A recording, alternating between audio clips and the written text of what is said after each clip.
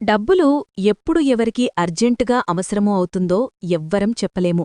ఎందుకంటే ప్రస్తుతమున్న రోజుల్లో ఖర్చులు అలా ఉన్నాయి మరి. పిల్లల చదువులకి, ఆరోగ్యానికి ఇలా చెప్పుకుంటూ పోతే పెద్ద లిస్టే తయారవుతుంది.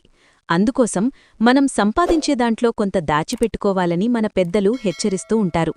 మరి అర్జెంటుగా డబ్బులు రావాలి అని అనుకునేవారు ఈ చిన్న పరిహారం చేసుకుంటే సరిపోతుంది అని పండితులు వివరిస్తున్నారు. 2 తమలపాకులను తీసుకోవాలి. అందులో 2 లవంగాలను పెట్టాలి. 2 తమలపాకులను తీసుకుని 2 లవంగాలను పెట్టి కొబ్బరిని పొడి చెయ్యాలి.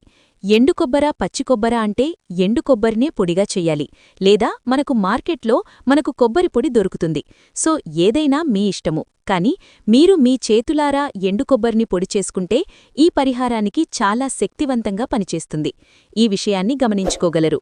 కనుక కొంత కొబ్బరి పొడిని ఆ యొక్క తమలపాకులో వేసి ఒకటే చుక్క తేనెని వెయ్యండి.